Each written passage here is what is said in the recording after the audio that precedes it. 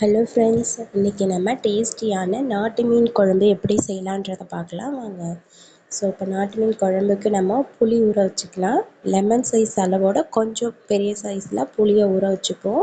ஏன்னா நாட்டு மீன்ன்றதுனால நம்ம புளி கொஞ்சம் கூட ஊற வச்சா நல்லாயிருக்கும். ஸோ அதுக்கு 2 தக்காளி, 2 வெங்காயம், ஒரு 3 பச்சை மிளகாய் எடுத்துக்கலாம். ஸோ இந்த தக்காளியை 2ஆக கட் பண்ணிப்போம். ஏன்னா தக்காளி இதில் கரைச்சி விட்டால் தான் நல்லாயிருக்கும். ஸோ வெங்காயத்தை நம்ம கட் பண்ணி வச்சுப்போம். இப்போது கரைச்ச புளி தண்ணியில் நம்ம மிளகாய்த்தூள், உப்பு போட்டுக்கலாம். அந்த தக்காளியும் கலந்து நல்லா கரைச்சி விட்டுக்கலாம். ஸோ இப்போ தாளிப்புக்கு கொஞ்சம் வெந்தயம் போட்டு தாளிச்சுக்கலாம். வெந்தயம் மட்டும் போதும், வேறு எதுவுமே தேவையில்லை. நாட்டு மீன் குழம்புக்கு இந்த கடுகு வேறு எதுவுமே போட வேணாம், நீங்கள் வெந்தயம் மட்டும் போடுங்க. நல்லா வாசனையாக டேஸ்ட்டாக இருக்கும். ஸோ வெந்தயம் நல்லா சிவந்ததும் நம்ம வெங்காயம் போட்டுக்கலாம். வெங்காயம் போட்டு நல்லா வதங்கணும். கொஞ்சம் அது நல்லா ரோஸ்ட் ஆனோடனே நம்ம இப்போது புளிக்கரைசலை அதில் விட்டுக்கலாம். அது இப்போ நல்லா கொதித்து லைட்டாக எண்ணெய் பிரிஞ்சு வரா மாதிரி இருக்கணும். அது வரைக்கும் நல்லா கொதிக்க விடணும். ஸோ அதுக்குள்ளே நம்ம தேங்காவை அரைச்சி வச்சுப்போம். தேங்காவோட கொஞ்சம் பெருஞ்சீரகம் போட்டு அதை கொஞ்சம் நல்லா அரைச்சி எடுத்து வச்சுக்கலாம்.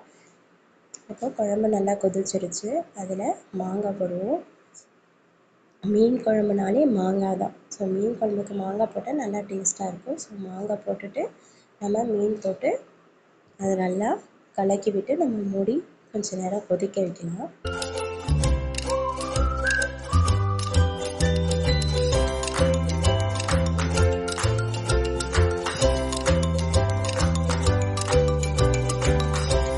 இப்போ நல்லா கொதிச்சிருச்சு. ஸோ இப்போ நம்ம அந்த தேங்காய் அரைச்சதை ஊற்றிக்கலாம். இப்போ அதை நல்லா கலக்கி விட்டு அதை கொஞ்சம் நேரம் கொதிக்க வச்சு இறக்கிடலாம். இப்போ ஃபிஷ் ஃப்ரைக்கு நம்ம கொஞ்சம் மஞ்சத்தூள் போட்டுட்டு அப்புறம் கொஞ்சம் மிளகாய் தூள் போட்டுக்கலாம்.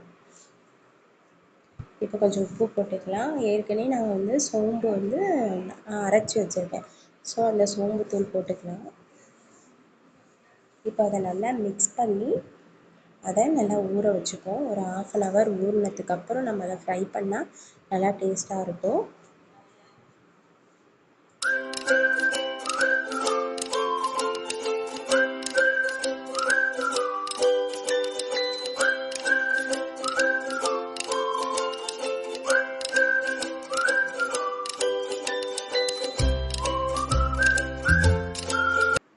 ஸோ குழம்பு இப்போ நல்லா கொதிச்சு வந்துருச்சு.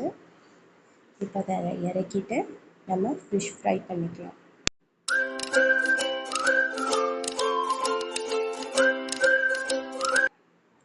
அதுக்கு கொஞ்சம் ஆயில் விட்டுட்டு நம்ம ஃபிஷ்ஷை எடுத்து வச்சுட்டு இப்போ அந்த மீன் வறுவலுக்கு நம்ம கருவேப்பிலை போட்டு வறுத்தா நல்லா டேஸ்ட்டாக இருக்கும். ஸோ கருவேப்பிலை போட்டுக்கலாம்.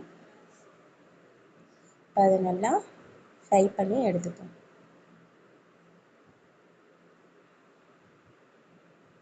இப்போது நாட்டு மீன் குழம்பு ஃபிஷ் ஃப்ரை ரெடி ஆகிடுச்சு. நாங்கள் சாப்பிடலாம். ஸோ இந்த வீடியோ உங்களுக்கு பிடிச்சிருக்குன்னு நினைக்கிறேன். உங்களுக்கு பிடிச்சிருந்ததுன்னா லைக் பண்ணுங்கள், ஷேர் பண்ணுங்கள், சப்ஸ்கிரைப் பண்ணுங்கள்.